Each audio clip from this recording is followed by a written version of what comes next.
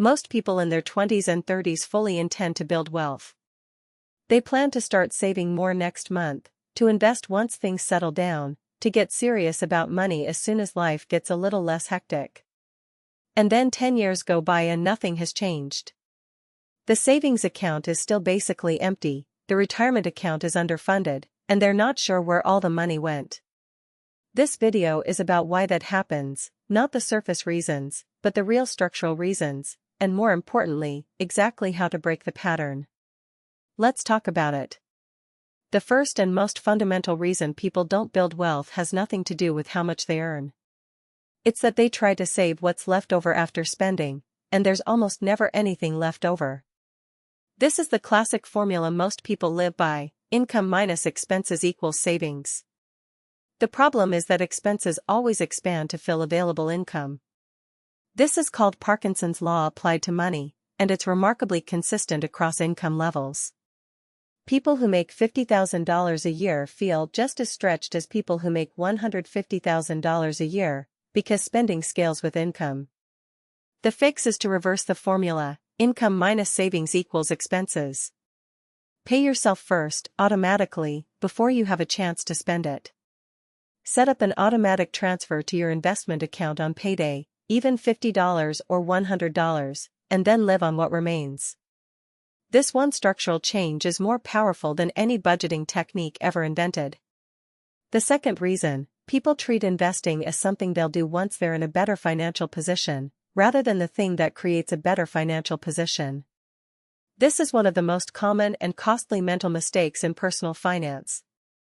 I'll start investing once I pay off my car. I'll start investing once I get a raise. I'll start investing once the market calms down. Meanwhile, the most powerful force in wealth building, compound growth, is ticking away. Every year you delay is not just 1 year of missed growth. It's 1 year less of compounding on every future contribution. A 25-year-old who invests $200 a month will have far more at 65 than a 35-year-old who invests $200 a month, even though both invest for decades. Time is the one resource in investing you can never buy back. Here's the math that makes this concrete. If you invest $200 a month starting at 25, earning an average 7% annual return, you'd have approximately $525,000 by age 65.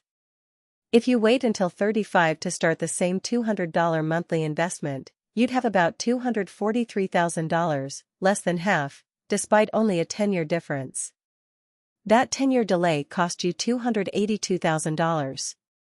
The lesson isn't to panic, it's to start now, regardless of how small the amount.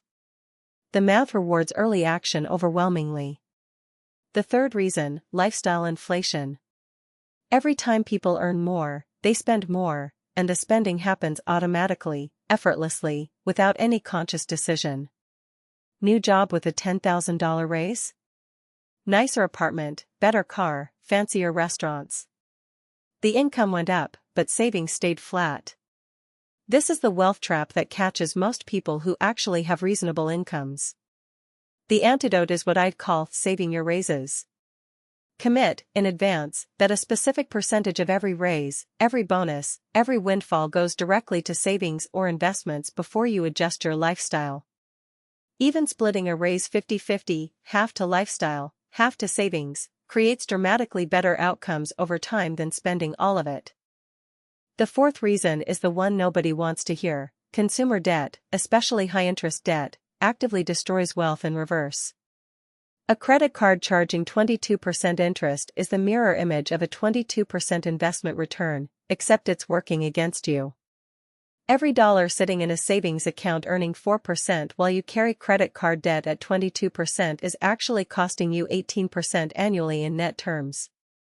Eliminating high-interest debt isn't just a good idea, it's the highest guaranteed return available anywhere in finance. If you're carrying consumer debt at high interest rates, that's priority number one before almost any investment strategy. The fifth reason is a psychological one: people make financial decisions based on how they feel in the moment rather than what they've decided in advance. They see a sale and buy something they didn't plan for. They see the market drop and panic sell. They get a bonus and decide they deserve to spend it. These in-the-moment decisions are almost never aligned with long-term wealth building. The solution is to automate as many financial behaviors as possible so that the right things happen regardless of your mood. Automate your savings contribution, your investment deposit, your debt payment. The goal is to make good financial behavior the default, so that building wealth happens in the background while you live your life. Remove the decision from the equation entirely. The sixth reason, and this one is more structural, is that most people have no clear wealth target. They know they want to save more or invest or be financially secure, but they have no specific number, no timeline, and no plan. This makes it very hard to make consistent progress, because there's no way to know if you're on track or how urgently you need to change behavior. Clarity is motivating. Pick a specific target, whether it's a full emergency fund of 6 months' expenses, or $100,000 invested by age 35, or $1 million by retirement, and work backward to what that requires monthly. Suddenly Save More becomes invest $400 a month, which is a concrete, actionable behavior you can build a habit around. Let's talk about what actually works, a simple framework for breaking the wealth-building barrier. Step 1. Automate a savings transfer on payday, before you see the money. Even 5 or 10% of your take-home pay is a meaningful starting point. Step 2. Invest that money, don't just park it in a savings account. A low-cost index fund through a Roth IRA or your workplace 401k is perfectly sufficient. Step 3. Every time your income increases, immediately redirect a portion to savings before your lifestyle adjusts. Step 4. Build a one-page financial plan, your income, your fixed expenses, your target savings rate, your investment accounts, and your wealth goals. Review it quarterly. Step 5. Eliminate high-interest debt aggressively. Steps 6 through 10 are just repeating steps 1 through 5 for decades. None of this is exotic. None of it requires a finance degree or significant wealth to start. The difference between people who build wealth and people who don't usually isn't intelligence, income, or luck. It's the structural habits they set up, the automatic systems that make saving the default instead of the exception. Wealthy people didn't get there by having more willpower. They set up systems so willpower wasn't required. The best time to set those systems up was 10 years ago. The second best time is right now. If you found this useful, subscribe, and if you want a deeper dive into how to set up your financial system from scratch, I'll link that video here. See you next week.